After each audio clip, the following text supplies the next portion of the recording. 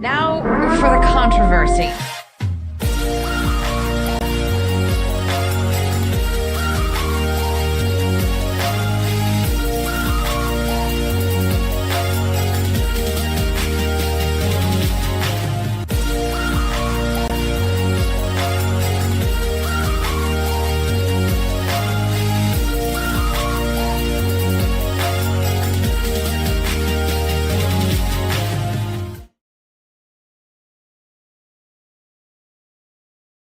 All right. Hello, everybody. Welcome into another episode of the Full Send Half Mast Podcast, episode 132. This week, we're going to be talking about the ARCA, Xfinity, and Cup Series races at Dover. Full recap of all three of those races, as well as the IndyCar Series racing at the streets of Toronto. A little bit of drama there. We'll talk about all of those at race recaps with you guys here tonight. All the drama, everything that's involved, winners, losers of the weekend. Driver of the week, bonehead of the week segments this week has some pretty good nominees. So I'm curious to see what you guys think and who is the winners of those polls. Like always, every week, those polls will be available for you guys to vote on at the end of this podcast. Also go over the point standings in regards to the cutoff line for the playoffs in the Cup Series, as well as the IndyCar standings, as not much has changed as we're still in Mr. Hello Polo era in IndyCar in 2025. And then we have a whole onslaught of races this weekend with the NASCAR Xfinity and Cup Series at Indianapolis, ARCA and Trucks at Indianapolis Raceway Park, Lucas Oil Speedway, Indy and Indy NXT, doubleheader for Indy NXT this weekend at Laguna Seca, and then Formula One is back after their 2-week break at Spa for the Belgian Grand Prix. All right, now I will also give you my picks and predictions for those races, as well as the notable entries on the Trucks and Xfinity Series lineups. NASCAR Fantasy for this week. Give you my lineup for this week and how to optimize, as I am closing in. I think I'm third place in the fantasy league, and the top three of us are real tight. I think I'm only back by a few points, so maybe this week will be my week to close back in with the lineup I have set. And then lastly, round it off with the NASCAR in-season tournament championship. I'll give you my predictions and how I see this playing out this weekend, as it's the tie show. My money's on Ty this weekend at Indianapolis for that $1 million to cap off the first inaugural in-season challenge for NASCAR. All right, I don't have any major news or anything to report for you guys this weekend or this week. The NASCAR lawsuit, if you guys tune back to last week's episode, I kind of went over that in a little bit of depth and gave you my opinion on that at the beginning of that last week's podcast. So if you guys want to go and catch up on that and my opinion on that, you can do that as well. The only thing really I did want to talk about was NASCAR making the new rule change, allowing now the top 36 teams or drivers in points, or the non-opened or the open entries, since 23-11 in front row lost their charters. The open teams with the highest in the owner or in the drivers' points and owners' points will now get guaranteed spots into the field. This coming on the heels of this whole 23-11 front row motorsports v NASCAR lawsuit. And like I said last week, charters are the worst. They've ruined NASCAR, and there's no reason to have charters. NASCAR doesn't want charters. The teams do, but the teams don't want to sign it. Teams don't like the charter agreement. And it's just a big mess. But that just basically gives insurance to front row and 23-11, where all 6 of their cars have the opportunity to make the races for the remainder of this season. If we get more than 40 entries to show up on any given race throughout the remainder of this season.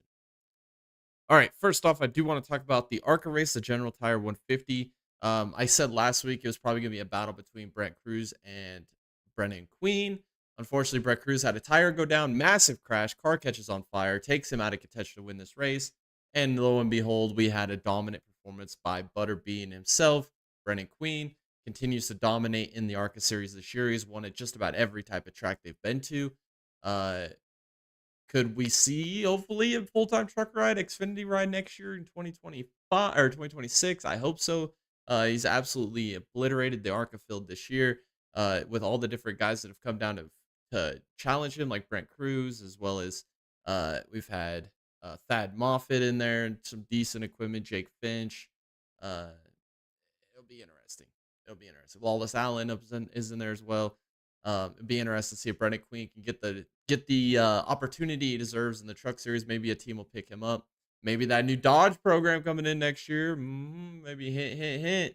Maybe Dodge will pick up Butterbean McQueen and maybe or Brennan Queen, Butterbean Brennan Queen. That's a tongue twister. Hopefully they pick him up with the Dodge program and he's able to run in the Truck Series next year. I think that'd be a great opportunity because he's pulling numbers similar to what Jesse Love did, what Sheldon Creed did, what Connor Zilic did, what William Sawalich did in the ARCA series. We'll see if he can get that right in the Truck Series in 2026. All right, and then Saturday for the Bet Rivers 200 at Dover for the Xfinity Series. Taylor Gray dominated the first stage, and then Zilic, once he got to the lead in the second stage, it was basically over. He dominated the second stage and then was dominating before the Mother Nature sets in with the rain and calls the race short early and giving the win to Zilic. What else can you say?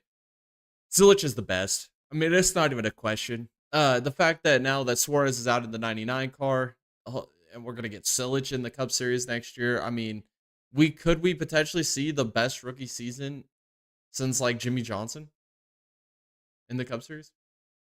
Can Zilic legitimately be a contender to win multiple races next year in the Cup Series as a rookie? I mean, he's my championship favorite pick right now. I don't know who. I mean, who else has shown consistency like Zilic has? Nobody. I mean, all guys had glimpses. Austin Hills had glimpses. Just Lowe's had glimpses. Sam Mayer every once in a while pull his head out of his ass and do something not besides wrecking a race car, wrecking somebody else, ruining somebody else's day. But I think Zilic is the best. I mean, all around driver right now in the Cup Series. He's won at Dover. He's won at Pocono. He's won at 2 road courses so far. He won at Sonoma. He won at Coda. I mean, where can't he win at this point? I mean, he's fast everywhere. He out qualifies, obliterates the field in qualifying every damn race. I mean, it's unbelievable. How he can find a second over the field. You know, it's like, I mean, yeah, he makes mistakes here and there, but I mean, you're gonna remember he's like 19 years old. He's gonna make mistakes. Zilic is here to stay. He's the future. I think he has potentially the opportunity to be the greatest driver of all time by the end of his career, and that just off of the stuff that he's done now, winning Trans Am races, Mazda MX-5 Cup races, LMP2 races. He's ran in GT3 cars. He's ran Xfinity cars, ARCA cars, trucks. I mean, he's ran everything, and he has been up front, fast in everything he's driven. I mean, he raced goat karts up in Europe against Kimi Antonelli, who everybody is saying is the next greatest Formula One driver, the next Max Verstappen. And Connor Zilic went toe-to-toe with him in Italy. I mean, what else can you say about Connor Zilic? He is the best driver. I mean, he is hands down the next generation of greatest race car drivers. All this talk about, a lot of us talk about Alex Palou, Max Verstappen, Kyle Larson. I mean, watch out. Zilic is coming. Actually, he's here. And he's going to take over everything. I mean, Zilic is going to have a fan base bigger than you can even imagine. I jumped on that bandwagon when I saw him at like 15 years old in the Mazda MX-5 Cups at Daytona, just absolutely obliterating the field. And I said, wow, he's going to be something. Watch him through Trans Am, watch him through LMP2 at Daytona. I mean, he's just unbelievable talent. It's absolutely unbelievable talent. I mean, the marquee wins he's already got on his resume. And now he's got 5 Xfinity wins. First full-time season in Xfinity. Unbelievable. Just watch out for Connor Zilic. Dominant race by him. If the rain doesn't come, I think he still wins that race running away. The only ones that really had anything for him would be Taylor Gray or Eric Almirola, and I don't think that the Gibbs cars really had anything for him. I predicted the Gibbs cars to be dominant coming into the weekend at Dover, which they were pretty fast, but I had Zilic winning the race, and that's exactly what happened. Call me Nostradamus. I don't care. I predicted it. I'll take Zilic for the rest of the year. He's the best driver. It hands down. All right, let's talk about the IndyCar race on Sunday next. The Ontario Auto Dealers Indy Toronto. Let's talk about Santino Ferrucci and how badly he sucks at Toronto and how much Toronto I think hates him. I mean, I think the entire country of Canada has a vendetta out against Santino Ferrucci. I don't know what he did, but if you remember last year in the race, ends up taking an absolute pilot flying lesson and got certified by NASA with that incredible car hop where he went airborne, and one of the most horrific crashes I've ever seen on a road course, to be honest. That was crazy. And then this year in warm up before the race starts, ends up absolutely losing complete control of his race car, ends up freaking piling into the wall and then sliding through the end of the runoff area and hits another tire pack there. I mean, absolutely destroys this car. I mean, this car was destroyed. Uh, ran out of time to be able to put a backup together, ran out of time to fix the car, and was unable to start this weekend's race at Toronto. And I mean, as much crap as we give Santino Ferrucci on this channel and all the oval prowess that he has and all the crazy runs that he's had at Indianapolis, he's had a pretty damn decent season this year. Not gonna lie, those AJ Foyt cars are just seem a lot faster this year. It could be that technical alliance with Penske. I don't know what it is, but we haven't seen it out of Penske, which I'll talk about here more in a minute because I got a rant to go about Penske. But yeah, rough weekend for Santino this weekend, and he has had a pretty damn good season for the most part, and then just absolutely just goes to Toronto like clockwork, man. What's gonna happen this next year at Toronto? I don't know. He better be I don't know, doing dances. I don't even know what you would even do to be able to get that mojo back for Toronto for Santino. Um, Scotty Mack, lap 3, loose wheel, comes off the race car. Had to have been loose before they even started the race. I mean, this is lap 3. The wheel comes right off the car, destroys it. RIP to Penske. And then let's add to it, right? Uh, Will Power makes contact with or Rasmussen and Will Power make contact. Rasmussen ends up wrecking. Will Power ends up getting into the wall a little later. And then Jacob Abel in the same spot that Santino Ferrucci earned his NASA aerial certification, ends up hitting the wall, and Newgarden had nowhere to go. He ends up getting collected in that wreck. So all 3 Penske cars again with a terrible week. I mean, we got loose wheels, we got getting caught up in other people's messes, and then we get running into other cars and then making mistakes and running into the wall with willpower. I mean, I know we do every offseason on this channel. We do the bold predictions, which we'll here in a couple weeks we'll probably go back over those bold predictions on one of these podcast episodes and maybe talk about them when Tom's here. But if one of us would have said bold prediction Penske wasn't going to win a single race in 2025, like that would have been probably 10 out of 10, the most bold prediction we could have made in the offseason. And it's going to happen, guys. It's going to happen. Penske's not winning a race in 2025. They're going to go winless as an organization. With all, we've talked about it, with all of the lack of speed, the lack of qualifying pace, the bad luck in races, the self-inflicted errors, leading the race at Gateway for Newgarden and gets collected in a caution or in a wreck there with where he goes airborne after a late yellow, and this week of McLaughlin losing a lug nut and Newgarden losing talent lap 1 at Mid Ohio a couple weeks ago, and then Will Power and Kirkwood having their spute and battle at Detroit and then carried on to Road America. I mean, it seems like an every week thing. It's like, what's the storyline going to be for Penske? And then I didn't even mention the whole disqualification, the whole drama and everything that conspired or came around that entire Indianapolis 500 weekend and event, and then McLaughlin wrecking before the race even starts, and Power or Newgarden having mechanical issues, and him and Power both being illegal before the start with the modified rear attenuators and coming to the field. It just, this year has been a bad year to be a Penske racing fan in IndyCar. I mean, you look at the standings, and Will Power is the highest of the 3 and 9th in standings. I think Newgarden is 16th and McLaughlin's 13th. I mean, that is terrible for the marquee team in IndyCar, the premier team, to struggle this bad in a season. And with all of the drama, with all the firings and the restructuring of the team and and just everything that's gone on this year, has just been an absolute tragedy. As Jared would say, worse than the what was it, was it Challenger explosion? It's been a rough year for Penske, man. And I'm a pretty big Scott McLaughlin fan. I think he's an incredible race car driver. I think he's got a cool personality. He's fun to cheer for. But damn, I would have thought at the beginning of the season, I predicted him last season for him to be a championship contender or to win the IndyCar championship was my bold prediction. And he had so many opportunities that he squandered last year. I mean, we talked about it over and over again in past podcasts last season, as well as through the offseason, with all those missed opportunities that Scott McLaughlin had. He should have and should have been the IndyCar champion of 2024. He should have been. If you go back and look at the entire progression of that season and the pace that he had all year, He was 100% going to be the IndyCar champion in 2024, and unfortunately got out-poloed. Just absolutely got out-poloed. Hello Palou just is that guy, consistent finisher. And then you come into this year, and McLaughlin can't even really finish a race. And then if he does finish a race, his pace is so far back that he can't even contend at the front of the field. It's been a rough year for Penske. Newgarden doesn't look like Joseph Newgarden of the past.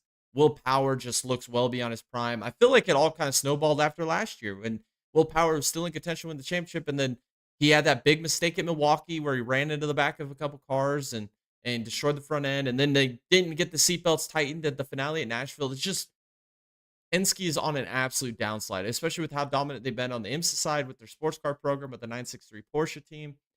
And then you go to IndyCar and it just, they can't even get out of their own way. And another terrible, terrible weekend for Penske. Yeah, that's what I put in my notes. R.I.P. Penske. And then I guess another moment in this race and I've said it all year long. I've been a big Rosenquist supporter, Rosenquist truther, I guess you would say. Picking it basically almost every week to be my dark horse pick to win the race. I mean, with that, I keep saying it. MSR this year has been super fast with that alliance that they have with Ganassi. They're kind of basically a fourth and fifth Ganassi car this year. They moved Armstrong out of the primary Ganassi team, moved him over to Meyer Shank, paired him up with Rosenquist, and they're basically they both are Ganassi alums, right? Rosenquist has driven for Ganassi at one point in his career, so was Armstrong. They're both racing with MSR with the new Ganassi alignment. So basically, it's a 5-car team. Different people working on the cars, obviously. But yeah, Rosenquist just made a massive mistake late in this race. Ends up basically running out of talent, hit the wall. Nolan Siegel had nowhere to go. Ended the race under yellow, which would give the win to Pato O'Ward, which is his second win of the year. And I hate McLaren. I do not like Pato O'Ward. This kind of sucks. I mean, I was kind of hoping that we'd keep that trend with the 2 winners with the Palou Kirkwood thing, seeing the writing on the wall about Penske. I was hoping maybe Rosenquist would sneak a win out or Armstrong would sneak a win out, maybe even Malukas. I mean, with the pace that he's had.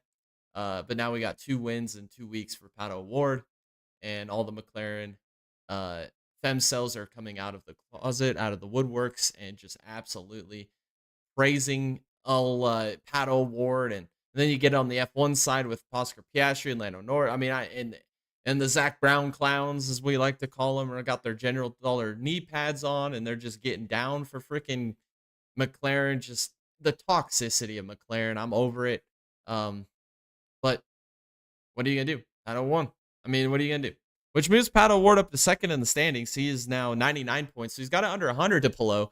But it's over. I mean, if Palou was to lose this championship, it would be the biggest choke job in sports history. There's just no chance that he's gonna lose this championship.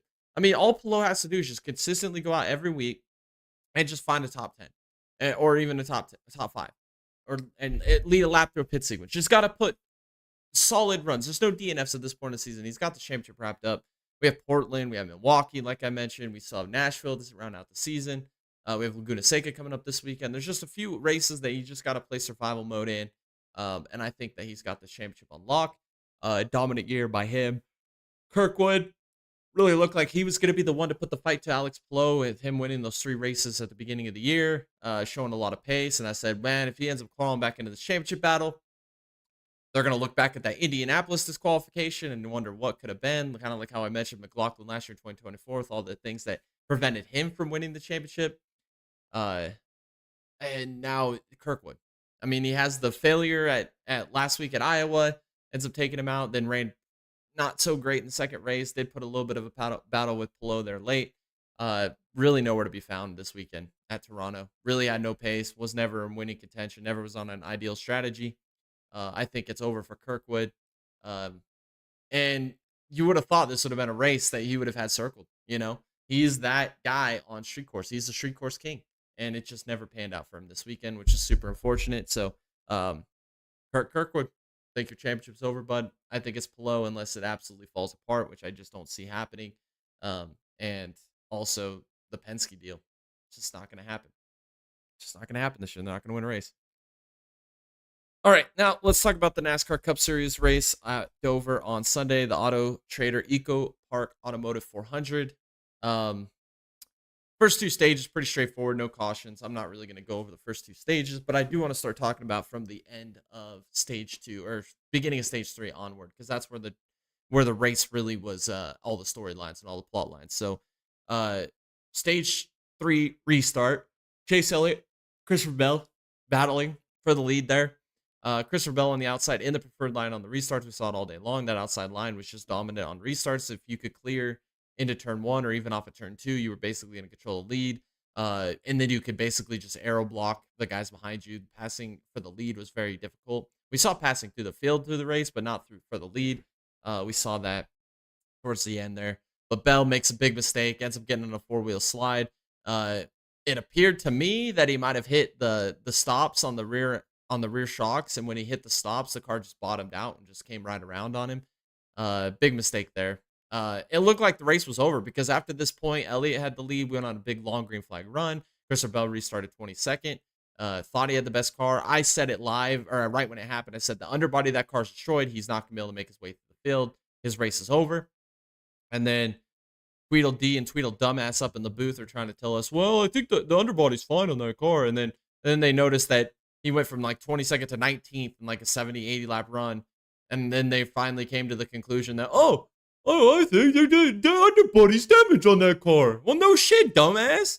No shit, Tweedledee and Tweedle Dumbass. Like, pick which one is Tweedledee and Tweedle Dumbass, whether it be Letard or Del Jesus. I don't know. Pick your poison on that one, but God, they were just saying some stupid stuff like the entire broadcast. I mean, Tom even texted me halfway through the race, said, man, what kind of Fox broadcasting bullshit is this? And that's exactly what I said, because it was just terrible. Just talk to us like we're toddlers. I mean, it's ridiculous. I don't know how people could be fans of racing and actually enjoy listening to that. Like, as much crap as we give Fox, I mean, it's not any better on TNT. It doesn't matter if we go NBC. It doesn't matter. It just they pander and talk down to you like you're a dumbass, and it was annoying. But yeah, the underbody on that car was cooked. It had to have been. I think he got up to like 16th, but then he decides to stretch it out on that final pit stop of the day. The final run of checkered. We make our final green flag pit stops. It looks like Elliott's going to win the race. He kind of got ahead of Hamlin there and kind of had control. Christopher Bell stays out. Well, we had weather in the area, so it started raining a little bit. Brought out the caution. Trapped most of the field a lap down. I think we had like 6 cars plus William Byron. Got the free pass to get 7 cars on the lead lap. So Bell was able to pit and put 4 new tires on it. Hamlin, they decide to stay out.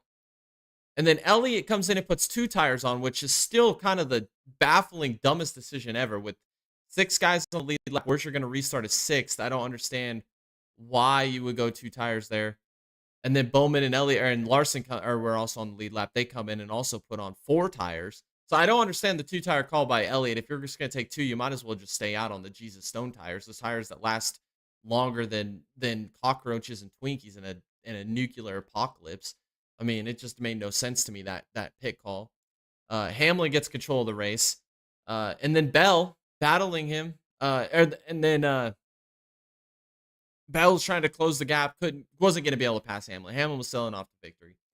We get a rain delay. With 14 laps to go, we red flag it. It was like a 45-minute, hour-long red flag rain delay. Almost enough to put me to sleep. I almost fell asleep a couple times watching that rain delay. They did get the track cleaned up. Got it dried. We get a restart. Bell into the inside, Hamlin on the outside. About 9 laps ago, I think is when we went green. And Bell makes another tragic mistake and ends up absolutely spinning the race car out.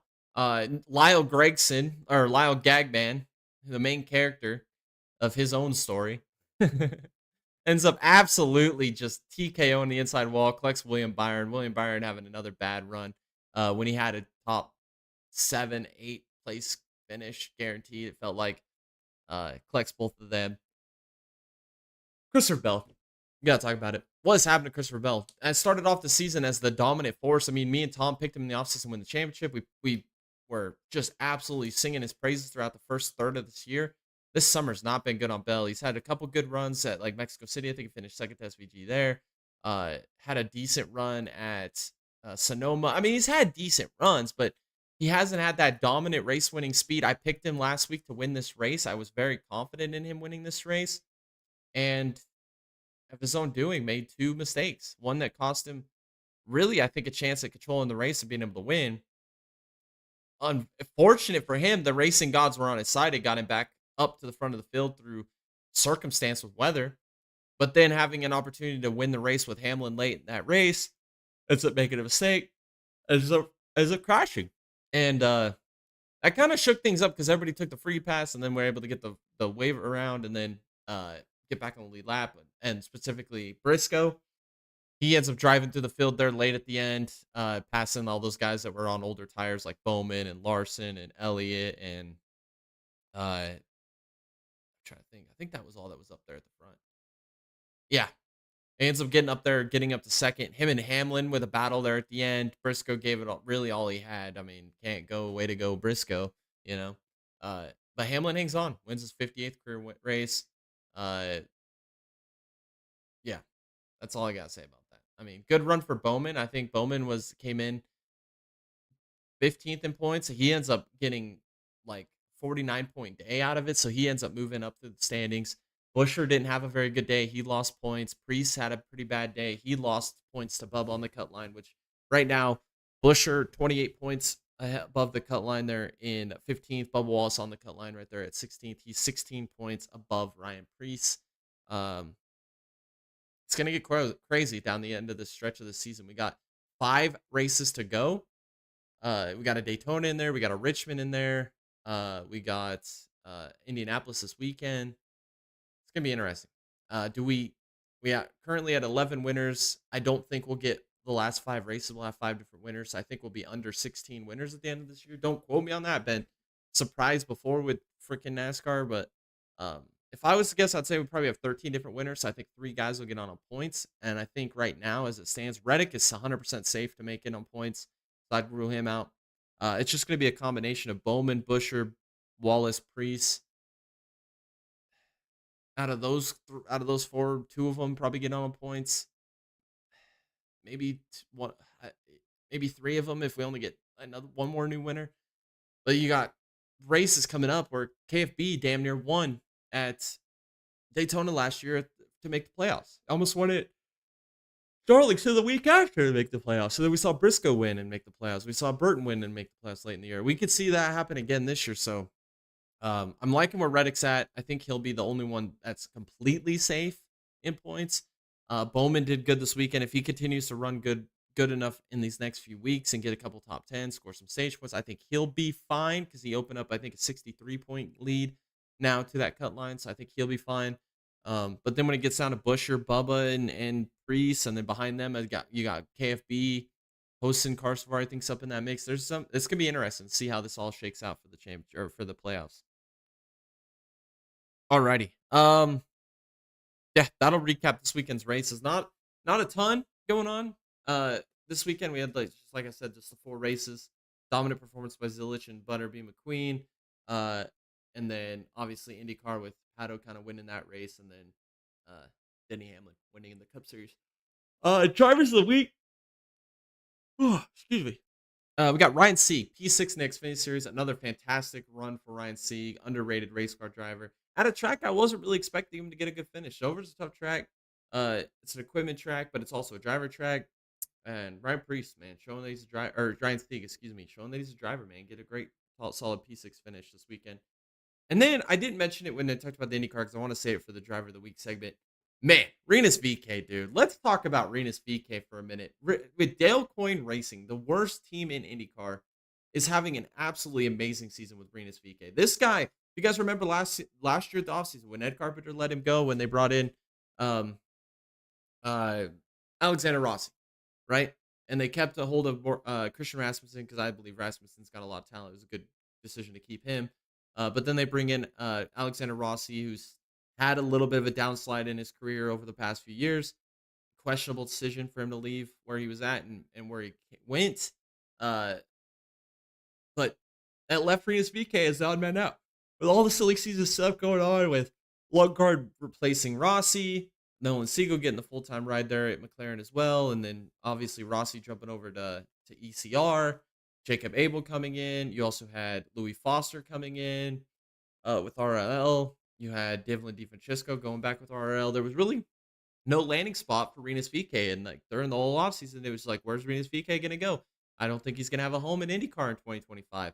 And in the ninth hour, the final moment of the offseason, it's like, boom, he signs with Dale Coyne to stay in IndyCar. And it was like, well, that's a career suicide, career death right there. Dale Coyne is not great. I mean, basically gonna be running in the back every week.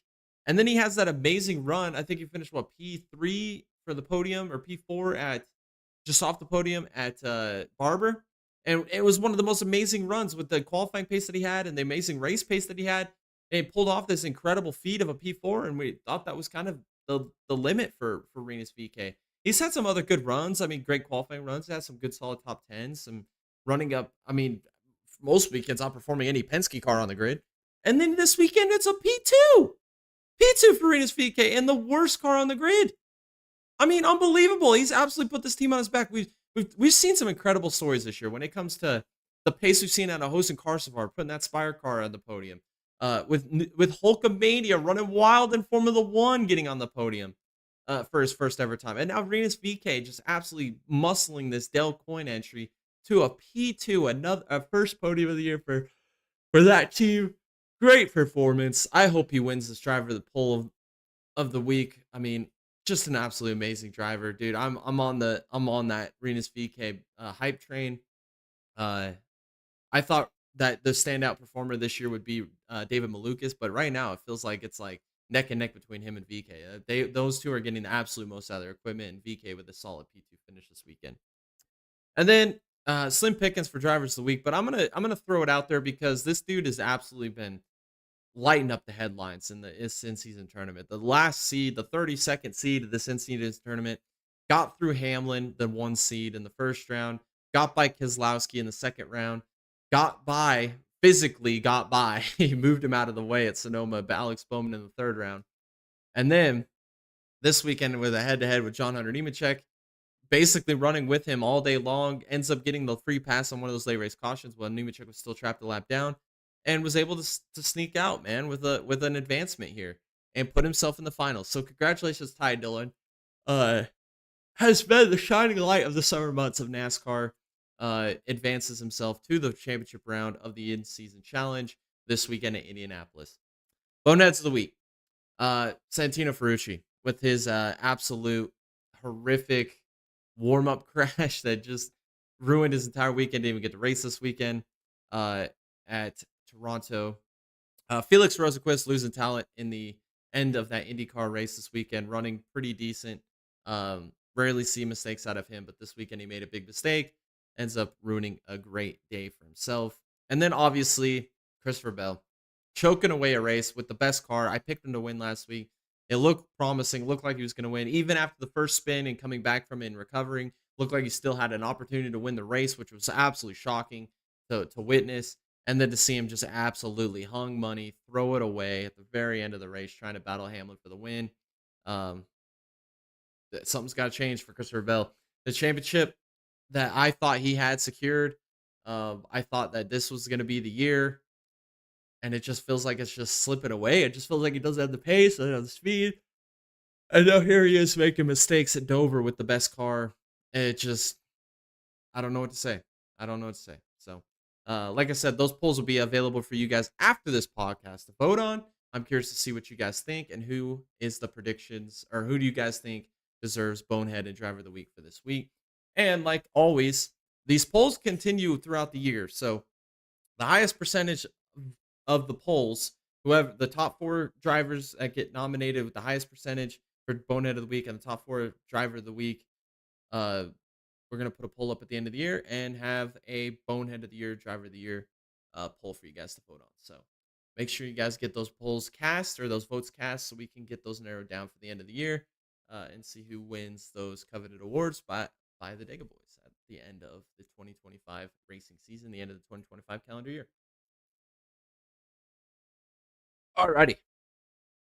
So that'll recap this weekend's races that we just witnessed, and now it's time to preview this upcoming weekend's races. Like I said, we got Xfinity and Cup at Indianapolis for the Brickyard 400 weekend.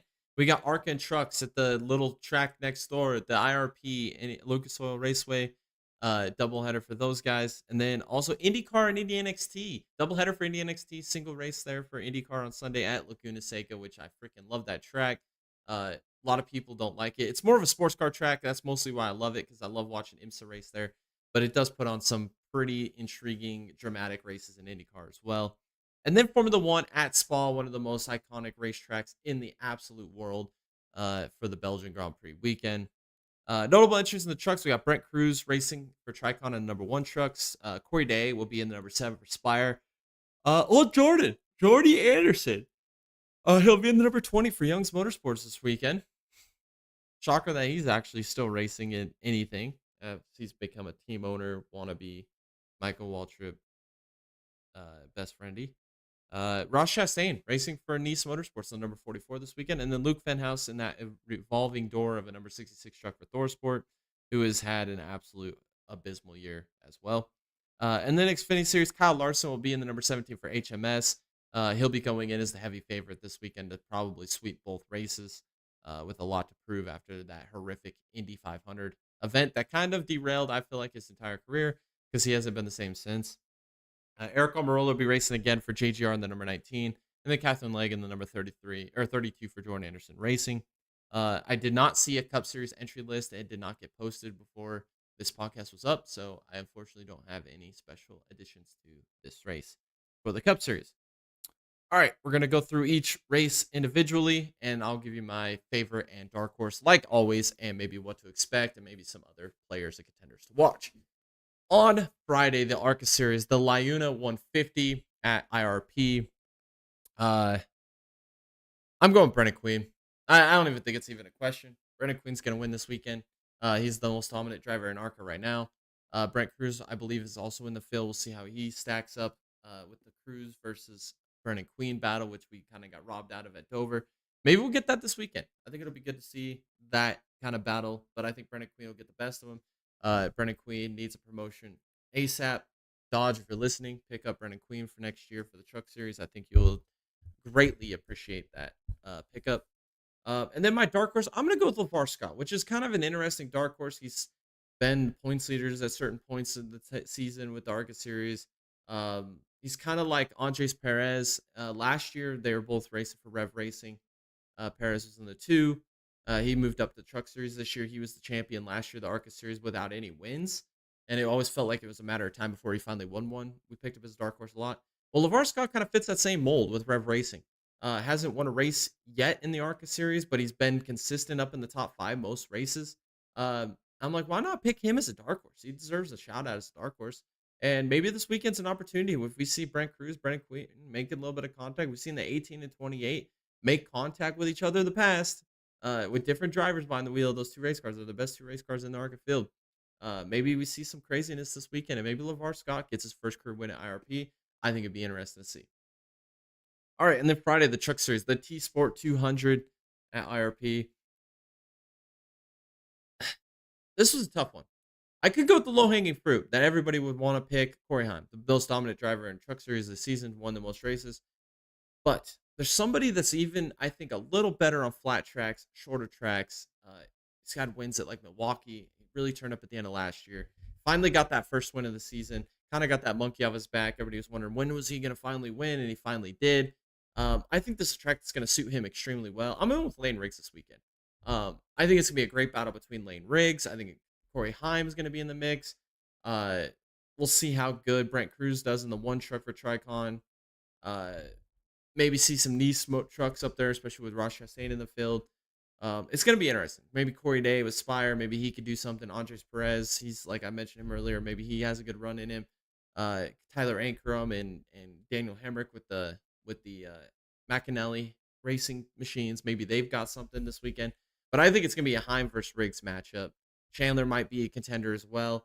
Friesen's kind of turned up recently. I mean, there's a lot of guys to look at, but I'm going to go with Lane Riggs this weekend. I think Lane Riggs has got a chip on his shoulder. They've had a little bit of a hiatus, a few weeks off here. I think that Lane Riggs needed a big reset. Finally got that win. He's coming in with a lot of confidence. I think this weekend's a Lane Riggs-esque win. And then another guy that I think he is due to win one of these races here before we know it. He's an extremely talented race car driver. I'm going Caden Honeycutt, man. I would love to see Caden Honeycutt win a race. And who knows? Maybe Riggs and Heim have some bad luck. Maybe they rough each other up a little bit, and Honeycutt will be the man to be sitting there to take advantage of it because I think he'll be a top 5, maybe top 6, 7 guy all day long, and he's due for his first career win. So why not take him as a dark horse this weekend? All right, and then Saturday we did the Xfinity Pennzoil 250 at Indianapolis, back on the Brickyard. Um, is it even a question who I'm picking? That man drives the 88 machine. That man is the best race car driver. I think potential to be the best race car driver of all time. And he's only 19 years old. I'm going with C. Zilly. He's going to put the field to sleep. He's going to take it to Larson. He's going to beat Larson. He's going to beat Almirola. He's going to beat Justin Allgaier. He's going to beat Taylor Gray. All these guys in these better cars or in this great equipment. Guys you would look at to be contenders to win. Even a Sam Mayer, maybe a Shelly Creed with the Haas Factory team showed pace here last year with Herbst winning. But I think this is a C. Zilly win. This is going to be a landmark win for C. Zilly. I think this will be Junior Motorsport's 100th win as an organization in the Xfinity Series if he gets it done. I think the storyline's there. It's all built up. And C. Zilly, Connor Zilic, is going to win this race. My dark horse, I'm going with Parker Retzlaff. I kind of think about taking Anthony Alfredo this weekend, but I've just been super impressed with Retzlaff this season. Maybe the last few weeks haven't been to par, had the pace that he did at the beginning of the year, but this is Indianapolis, man. This is going to be a strategy race, fuel mileage race. Qualifying is going to be important, staying up front all day long. I think Retzlaff has the ability and the talent to put that car on his back and carry it to a good qualifying run. And then if strategy plays out right, I think he's a top 10 contender in this race. So I'm going to take Parker Retzlaff as a top 10 dark horse this weekend. And then Saturday, we also have the Indy NXT, the Grand Prix of Monterey, race number 1 at Laguna Seca.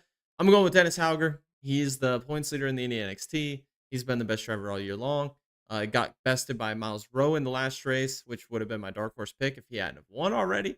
It's good to see him finally win, but I'm going to go Dennis Hauger, give back to victory lane. And since my Miles Rowe dark horse pick got taken from me with his awesome win at Iowa, I'm going to have to go with Salvador de Alba. He's in an Andretti machine, teammates to Dennis Hauger.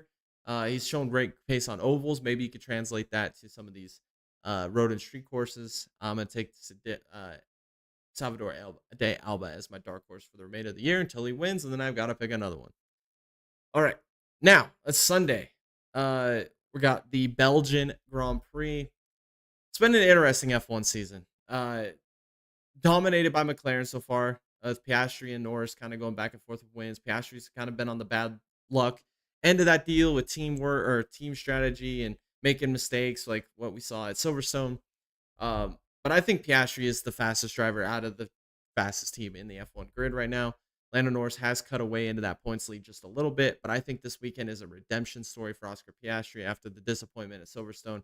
I think Piastri out-qualifies Norris. I think he runs up front all day long, and I think he wins a race over his teammate Lando Norris in P2. I'm curious to see what kind of speed that Mercedes brings into this race. They've shown a lot of speed, and then they've shown air, I guess, and maybe the best B driver in F1 history, which is what I call George Russell. Maybe he can put together a good performance this weekend and find a podium. Antonelli, I think he's due for a good race. He's shown pace at Spa in the lower divisions before. Maybe Antonelli has a good run this weekend and gets back on the podium for a second time in his career. Red Bull's cooked. Don't look for anything from Verstappen this weekend. He's going to absolutely give it everything he's got, put this car on his back, probably qualify well, but their race pace is just terrible. I see McLaren winning this race by a freaking hefty margin, guys. I'm telling you, it's going to be freaking probably 20-something seconds up on the rest of the grid at the end of this race. McLaren's going to dominate. But for my dark horse, man, I think the momentum out of Silverstone, this team is just so much fun to cheer for. Worst team on the grid. They're sold to Audi. The pieces of the implementation of this team, it feels like it's already shifting towards that. Me and Tom said it during the offseason when Audi acquired this team for 2026. We said, what does Audi do when they go into any motorsport? They go big, appendage, swinging. And we're already seeing the fruits of that labor coming into play. Audi's going to come in and absolutely dominate. They went and picked up the right driver, in my opinion. They brought in Nico Hulkenberg, a great veteran, and then they brought in Bortoleto, which I think has got a lot.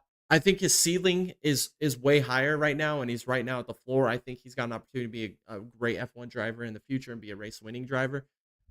Maybe not a championship contender, maybe not that good, but I could see him being a good B driver into the future, be like a George Russell-esque. They made the right decisions driver-wise. They're building on their momentum. They've had good pace. They've scored a lot of points this year. I'm going to take Hulkenberg back on the points, man. Back in the points. I think they can compete with the Ferraris, or maybe not Ferrari, but Red Bull for sure. Uh, it'll be interesting what Haas does this weekend. Williams has kind of faded a little bit throughout the season. We'll see what they can do. I'm still high on them, but maybe the development on that Williams car has kind of gone away. We haven't really seen the pace. Haas is just hard to predict. One race they're really good, one race they're really bad. We'll see what they do this weekend, but I'm gonna take Hulkamania, as Hulkamania is a running wild this weekend at Spa. All right, race 2 for the Indy NXT, the Grand Prix of Monterey. Race 2, I'm gonna go with the same picks. I'm going Dennis Hauger and then Salvador De Alba is my dark horse. All right, Sunday IndyCar at the Java House Grand Prix of Monterey. I could have went many ways here, but I know Penske winning, so that knocks off 3 guys off my list right there. This could be a Dixon Pelot-esque race. I don't know. VK, I have to see more consistent runs out of Dale Coyne to see VK be a contender at the front. It's probably going to be a battle between Ganassi and McLaren. Pato's probably going to be fast. I don't know about Andretti. Seems like they just shoot themselves in the foot so many times. We've seen it with Herta so many times in the past. It's kind of accumulated itself over to that 2017 with Kirkwood. We'll see how they run this weekend, but I'm going to go Alex Palou. I'm going to go with the tried and true. Hello, Palou season. I think he gets one more win and just kind of cements this championship that's basically already cemented as it is. I'm going to go Alex Palou this weekend. Laguna Seca is a fun track. It's going to be a lot of strategy. I think we might see some wrecks or some collisions. We saw a lot last year.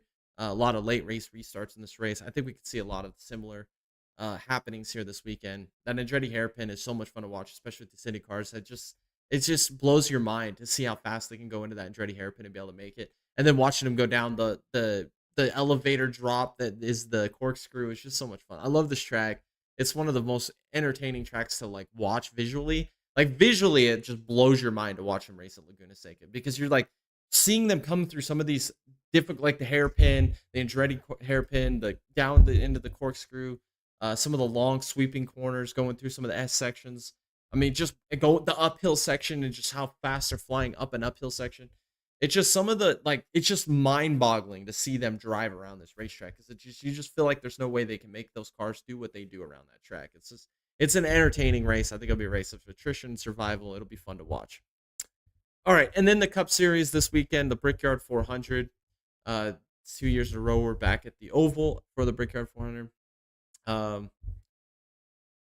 I hate to say it, guys. I freaking hate it, man. But I have to pick him because I think he's going to win this race. The momentum's there. Freaking Dickie Hamlin. The Hamlinger. He's going to win this weekend. Hate to say it. Larson will be competitive. I think. I don't know. He's got a chip on his shoulder. Like I mentioned with the Indianapolis. He's probably trying to. I think his goal this weekend is to go for the double, sweep both the Xfinity and Cup Series race. Proof to all the haters about the Indy 500. So he's gonna have a chip on his shoulder. Can't count out Elliott. He's been fast, tried and true. I think Bell could be a contender. The big unknown is Penske. Penske's just been terrible, but this is typical Penske. They usually don't turn up till the playoffs. This is when we see them finally show their pace and speed. So I think it's gonna be Hamlin. Briscoe could be a contender as well. They found speed out of 19. Bowman could be a contender. The 48 team's really turned up. I think it's gonna be a Hendrick versus Joe Gibbs racing race, and I think Hamlin's got the most experience. I think he's got the prowess to do it, and he's got the momentum. So, and then my dark horse, why not? I'm just gonna stick with Hosen Karsavar. He's fun to watch, guys. Come on, you can't hate it. You gotta love it. It's fun. He's either gonna wreck that car doing something stupid, or he's gonna freaking win the race, man. That's what he does. That's Hosen Karsavar. Watch out for him this weekend. I think he's gonna put on a show. All right, and then for fantasy lineup or fantasy picks this weekend, I'm going to take Larson, Hamlin, Elliott, Briscoe, Bell. Like I said, I think it's going to be a Gibbs, Hendrick dominated race at the front of the field. And then matchups, we got Bell versus Reddick. I'm going to take Bell over Reddick just because the consistency of Reddick has just not been there. They're not fast. I mean, somehow they're in a good points position going into the playoffs, but Reddick, that 2311 team has just not had race winning speed all year, so I'm going to take Bell over them just for the doubt on the consistency. Next one is again 2311 with Bubba Wallace versus Ryan Blaney. Ryan Blaney's probably been the best Ford through the summer months. He's been the best car all year long, really, on a overall basis. We just haven't had the results to show for it. Bad luck here, bad luck there. Uh, Missed opportunities, misfortune. I'm gonna take Blaney. Blaney still, I think, finished what, eighth or ninth at Dover. Was kind of there all day long. Was never able to compete with the Hendrick or Joe Gibbs cars, but Blaney just 12 team just seems to hit on all cylinders. I wouldn't take Blaney as a pick over Bubba this weekend. Next is Hamlin and Larson, which I think is a great matchup. I'm gonna take Hamlin just purely for the fact that I picked him to win the race. That's not as simple as it gets. And then this last fantasy pick is correlated to the in-season tournament we got, which is where I'm gonna end this podcast talking about how I predict this playing out and who wins that $1 million for this in-season challenge. And that is Ty Gibbs versus Ty Dillon. Ty Dillon has been on a heater, an incredible freaking summer month here, being able to advance his way all the way through this in-season tournament. When it looked like he was going to be a first-round elimination, I think everybody had him being gone in the first round as the 32 seed going against the 1 seed Hamlin, and somehow got by him. And then got by Keselowski with Keselowski's issues. Then he had to move Bowman out of the way at Sonoma and got it done. And then had to just grind it out at Dover to beat John Hunter Nemechek. There's nothing this team can't do, whether it just be survive and get through the race, making a late race move to put themselves in position, or grinding out a day. Just grinding out a day. They've done it all, and they've put themselves in the spotlight and have become the great storyline of the summer months. And then you look on the other end, Ty Gibbs. Terrible season so far. It just has not had the speed. They make an adjustment on the pit box. They bring Chris Lambert in to kind of be overseeing a lot of that team's operations. They're making a big push here through the summer months. They've gained a lot of points, had good runs at a lot of these road courses like Mexico City, Sonoma, Detroit, not Detroit, Chicago. Michigan had a good run there. Dover this weekend had a really good run there as well. It was running top 10 all day. They've really turned up at the end of the season, and that's shown in this in-season challenge as they've been able to move past everybody just by out-finishing everybody just off of pace. We're going to Indianapolis, and I've said it already. Joe Gibbs Racing is going to be a team and a threat to win this race, but when there's certain things that happen in racing that just seem and feel like destiny. It happens in sports, mostly racing. And right now, Ty Gibbs, it feels like the world is on his side. It feels like there's nothing wrong that team could do. I'm taking Ty Dillon. I'm taking Ty Dillon this weekend.